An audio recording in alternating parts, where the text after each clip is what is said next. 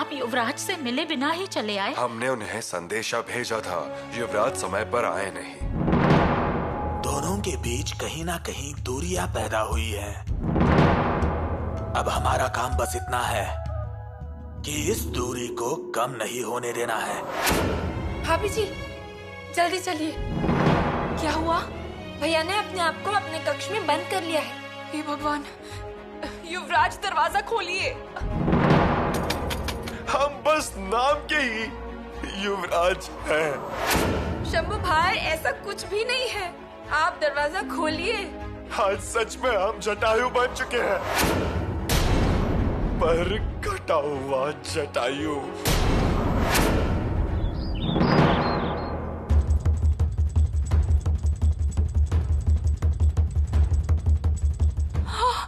आराम से। हे भगवान, ठीक हो जाएगा सब। धीरज रखिए। हाँ, बहुरानी, हाँ, धीरज रखिए। बस बस, सब ठीक हो जाएगा। रास्ता छोड़िए। थारा बुआ,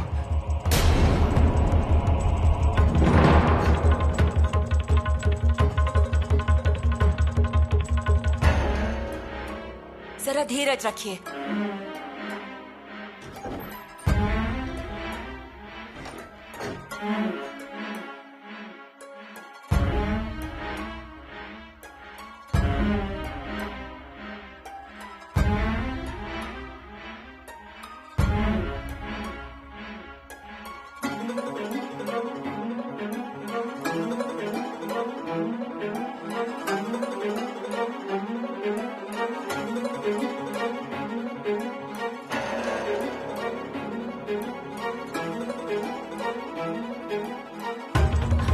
हम अभी आते हैं। बेटी को माँ शिरकाई का अंगारा लगा देती हूँ। जी जी जी।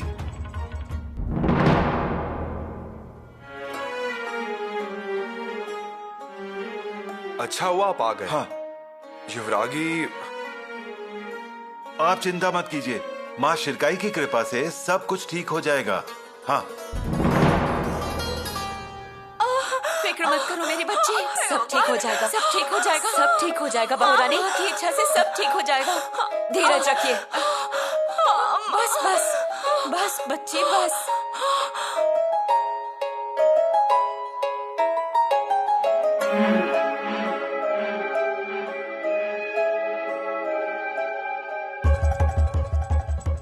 जमाई जी, आप चिंता मत कीजिए, सब कुछ ठीक हो जाएगा। हाँ,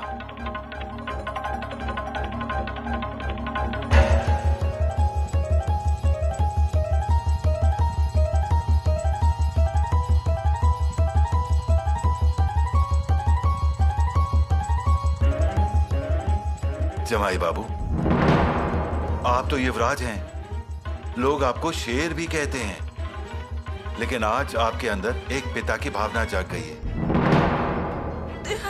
आराम से। भगवान, ठीक हो जाएगा सब। हाँ, धीरज रखिए। भगवान, बहुरानी, हाँ, धीरज रखिए। बस बस, सब ठीक हो जाएगा। महाराज, मुहिम पूरी हो गई, आप वापस आ गए। सब हमारे मन के हिसाब से हुआ है। अब शंभू राजे और बहुरानी को वापस बुला लीजिए। आपकी विजय प्राप्ति से रायगढ़ पर जश्न मनाया गया, आतिशबाजी रोशनी की गई थी और तो और प्रजा ने भोजन का आनंद भी उठाया। पूरा रायगढ़ खुशी से झूम रहा था महाराज। परंतु हमारे बेटे और बहू उस समय यहाँ पर नहीं थे। वो दोनों भी यहाँ होते तो कितना अच्छा होता ना। हम भी यही चाहते थे, लेकिन और फिर गलतफहमियां बढ़ जाती हैं। पहले ही लोगों ने गलतफहमी फैलाई है कि महाराज और शंभू राजे की अनबन चल रही है। पुतला रानी जी, कुछ बातें ऐसी होती हैं जिसे हम सबको नहीं बता सकते हैं। महाराज, आप दोनों के उस बंद कक्ष में क्या बातचीत हुई ये हमें नहीं पता। हमने कभी वो जानने का प्रयत्न भी नहीं किया। हमने हमेशा से ही आपके निर्णयों का मान रखा है। पर हमारा बेटा हमारे साथ नहीं है, इस बात से दुख है। हमारा दुख कम कर दीजिए। 2 साल हो गए हैं, हमारे बेटे वनवास भुगत रहे हैं। महाराज, अब तो उन्हें रायगढ़ लौट आना चाहिए ना। आप अंत मत देखिए। हमें तो ऐसा लगा था कि आप आते वक्त उन्हें रायगढ़ वापस लेकर ही आएंगे। पुतला रानी जी, हम भी यही चाहते थे। इसीलिए पनहलगढ़ पहुंचने से पहले ही हमने उन्हें खलीता भेजा, शंभू राजे मिलने आइए। लेकिन खलीता मिलने के बाद भी शंभू राजे मिलने नहीं आए। हमें तो इस बात पर विश्वास ही नहीं होता कि संदेशा मिलने के बावजूद वो आपसे मिलने नहीं आए। आप उनकी माता इसलिए आपको ऐसा लग रहा है, लेकिन रानी जी सच तो ये है कि शंभू राजे मिलने नहीं आए। हम पनहलगढ़ रुके थे, शंभू राजा को खलीता भेजा कि शंभू राजे हमसे मिलने आइए, परंतु शंभू राजे तो आए ही नहीं, बल्कि खलीते का जवाब तक नहीं दिया। ना कोई संदेशा, ना कोई निरोप। फिर हम भी चले आए। अब शंभू राजे क्यों नहीं आए, ये उन्हें ही मालूम होगा। शायद बहुरानी की तारीख नजदीक आई हो, उसी गड़बड़ी में होंगे तो भूल गए होंगे, है ना? शायद ऐसा ही कुछ हुआ होगा। हम इस बारे में बात करेंगे दरबार से आने के बाद।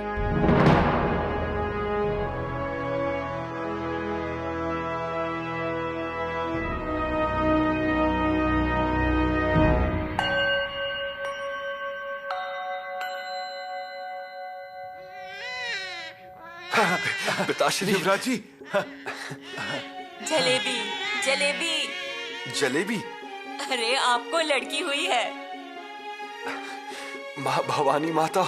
माँ बेटी दोनों ठीक हैं, कोई चिंता की जरूरत नहीं, और बच्ची भी बिल्कुल स्वस्थ है। क्या? परिपुष्ट से भरी। अरे शाबाश।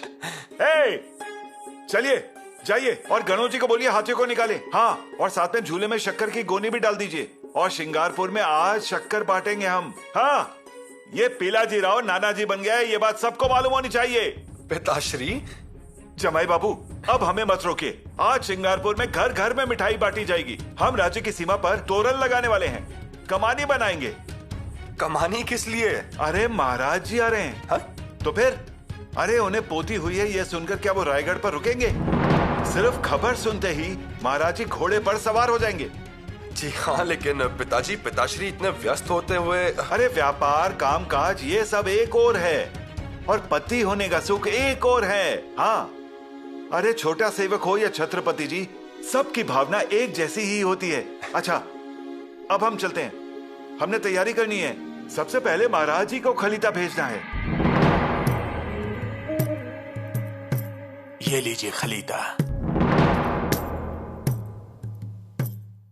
ये सब युवराज जी की ओर से आए हुए जवाब के खलीते हैं, आप ही पढ़कर देख लीजिए। आज तक स्वराज्य में ऐसी गुस्ताखी और उल्टे जवाब वाली भाषा मंत्री लोगों के लिए किसी ने इस्तेमाल नहीं की। ये खलीता लगान माफ किए हुए विषय के बारे में। जी महाराज, अकाल के नाम पे युवराज ने किसानों को लगान माफ किया, कुछ लोगों को आधा लगान माफ किया, और ये सब कुछ स्वयं किया, पूछा तक नहीं। और जब मैंने खुलासा मांगा तो रायगढ़ पर किसी को खुलासा देने के लिए हम बंधे हुए नहीं है, ऐसा खलीता भेजा है। माफ कीजिए महाराज, इस जवाब के बाद हमने पूछताछ के आदेश दिए, जब्ती के आदेश दिए, क्योंकि मुहिम के कारण कुल खर्चा बढ़ गया था, इसलिए कठोर होना पड़ा। तो फिर उन्हें किले पर क्यों नहीं बुलाया? जी बुलाया था, लेकिन वो आए नहीं। यानी कि जब दिलेर खान ने सीमा पर सेना भेजी तब महारानी जी ने स्वयं उन्हें बुलाया था, ऐसा खलीता भेजा था, ऐसा संदेशा मिला था उन्हें। तो फिर क्या युवराज आए? महाराज जी, हमें बताते हुए बहुत बुरा लग रहा है, लेकिन युवराज जी सेना लेकर नहीं आए। अरे कैसे आते? उनका और दिलेर खान जी का दोस्ताना भी तो बहुत हो गया ना। पंत, आप ये क्या बोल रहे हैं? युवराज का और दिलेर खान का दोस्ताना? अरे शुरू में हमें भी विश्वास नहीं हो रहा था, परंतु दिलेर खान का भेजा हुआ जासूस शंभू राजे तक पहुंचने से पहले हमारे हाथ लग गया। आपकी आज्ञा हो तो उस जासूस को हाजिर करें।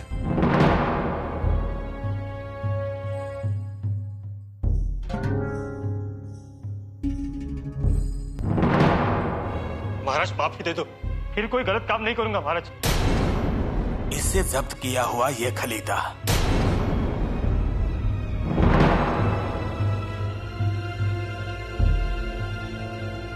इतना ही नहीं, युवराज जी ने अखाड़े भी शुरू किए थे।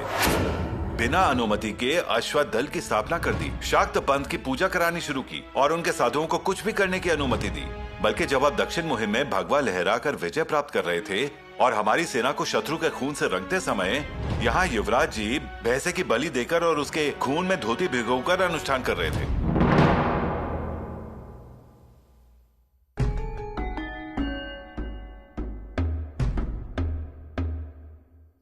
एक बार तो उसके लिए भी माफ कर सकते हैं, लेकिन सत्ता प्राप्ति के लिए युवराज जी ने कलश अभिषेक किया है। महाराज क्षमा कीजिए, कलशाभिषेक मतलब पहला राजा जल्दी मर जाए इसलिए किया हुआ अभिषेक।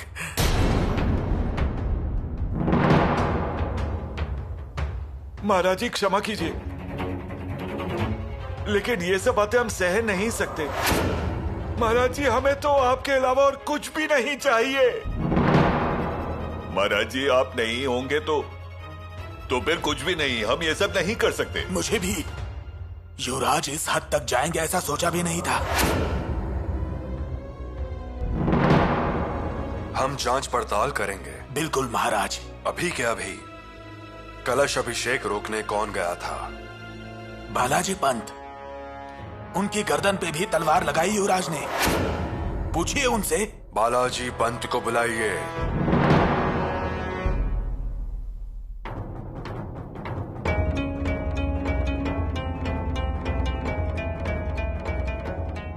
महाराज। चिटनेस, कलश अभिषेक रोकने क्या आप गए थे? हमें सिर्फ हाँ या ना में जवाब दीजिए। कलश अभिषेक रोकने आप गए थे या नहीं?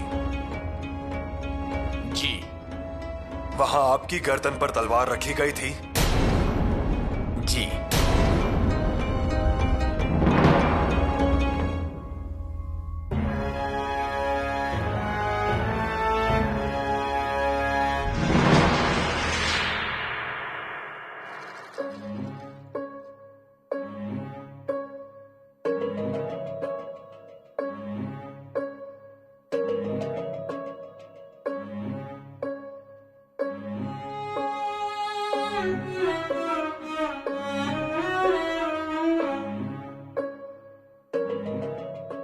अजय जरा बेटी पर ध्यान दीजिए। लीजिए।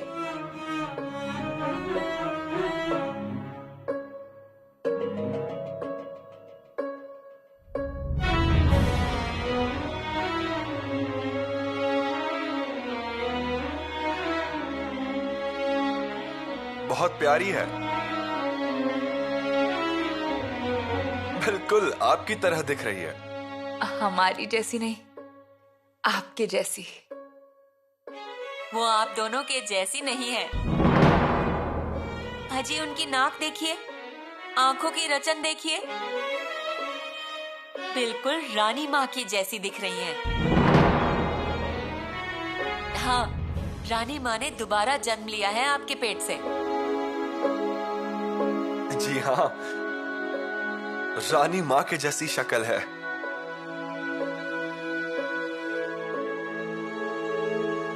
रानी माँ आई है, ये तो बहुत ही खुशी की बात है। हमारी बातों को महाराज के सामने रखने के लिए कोई तो है हमारे साथ।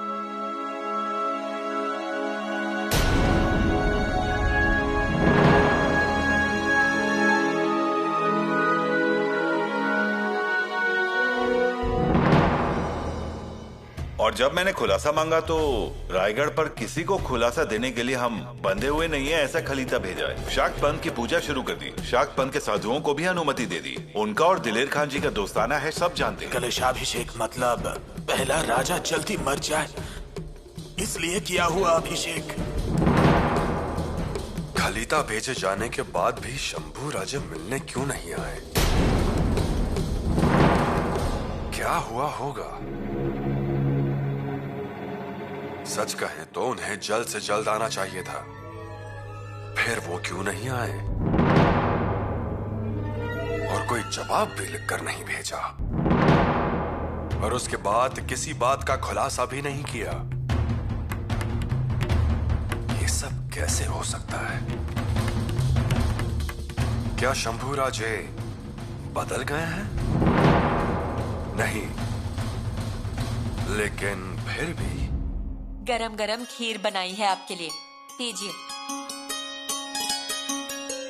धरा हुआ, युवराज बच्ची को देखकर बहुत खुश हुए ना? ये सुन के कि हमारी बच्ची रानी माँ जैसी दिखती है, उनकी आंखों में चमक आ गई थी। अच्छा, आराम से खाइए।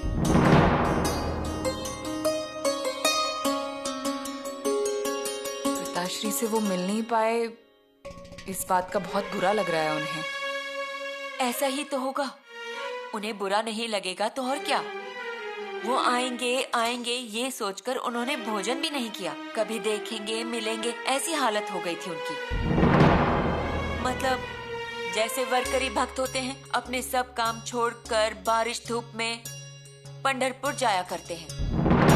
भूखे पेट ही अपने पांडुरंग के दर्शन करते हैं, और फिर मंदिर में जाकर जब पांडुरंग के दर्शन ना हो तो कैसा लगेगा उन्हें।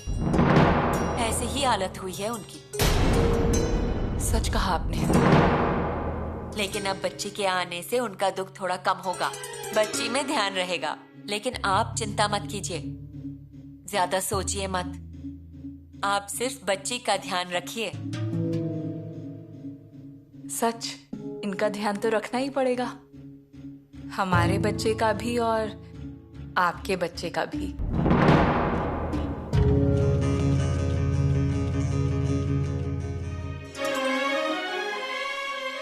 महाराज, शंभू राजे ऐसा बर्ताव कैसे कर सकते हैं? हम बताएं? आप पहले अपना मुंह खोलिए। मतलब? हम कह रहे हैं ना, मुंह खोलिए। रानी जी, ये दादा बन गए हैं आप। श्रृंगारपुर से अच्छी खबर आई है, शंभू राजे के घर लक्ष्मी आई है। क्या? रानी जी, आप सच कह रही हैं? शंभू राजे को कन्या हुई है। और बहू रानी कैसी हैं? बच्चा और माँ दोनों ठीक ही हैं। जगदम्ब। लेकिन इन सब बातों में आप एक बात भूल गई। कौन सी? आप भी दादी जी बन गई हैं। जी हाँ, सच कहा आपने। अब ये शर्माना छोड़ दीजिए, आपका भी मुंह मीठा करते हैं। महाराज, कोई देख लेगा तो? देखने दीजिए, क्या बोलेंगे? छत्रपति अपनी बीवी का मुंह मीठा कर रहे हैं, बोलने दीजिए।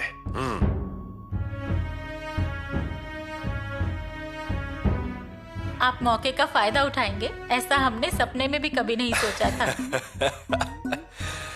सच कहे रानी जी, कुछ बातें सुनकर मन कड़वा हो चुका था, लेकिन ये बातें सुनकर मन खुश हो चुका है। अब हमें बच्चे के लिए तोहफा लेकर श्रृंगारपुर जाना होगा।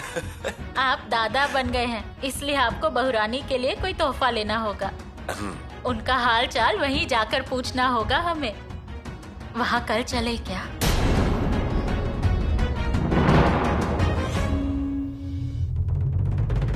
माफ कीजिए पुतला रानी जी, लेकिन हम नहीं आ सकते। क्यों? अब आप किसी मुहिम पर मत जाइए, और हम तो कह रहे हैं ज्यादा काम भी मत कीजिए, कल ही रवाना होंगे। कल ही? और बारिश? 2 दिन बाद चले जाएंगे।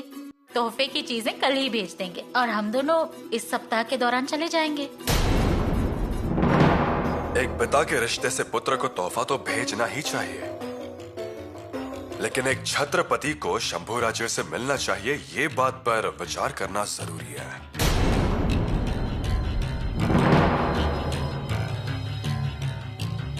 घर की खुशियों के बीच ये सारी बातें क्यों बीच में ला रहे हैं? मिले हैं, शंभू राजे के खिलाफ सबूत मिले हैं।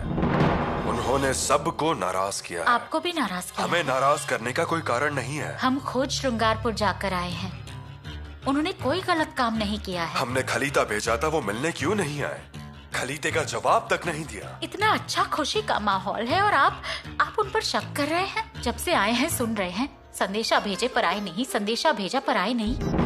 पर शंभू राजे को संदेश मिला या नहीं, इसकी जांच पड़ताल की क्या आपने? हम आपसे विनती करते हैं कि एक भरोसेमंद आदमी को श्रृंगारपुर भेज दीजिए। ठीक है, बारिश कम होते ही हम एक जासूस को भेज देंगे श्रृंगारपुर। अब कोंकण की सारी नदियां भर गई हैं। पता है हमें, पर आपको कोई रोक सकता है? तूफान, आंधी, बारिश, कौन रोक सकता है आपको? तत्व हमें रोकते हैं। मतलब? इसके बाद इन सब बातों की जांच पड़ताल पूरी नहीं होती, तब तक हमें किसी बात के लिए आग्रह मत कीजिए। छत्रपति होने के कारण हमारी भी मर्यादा है।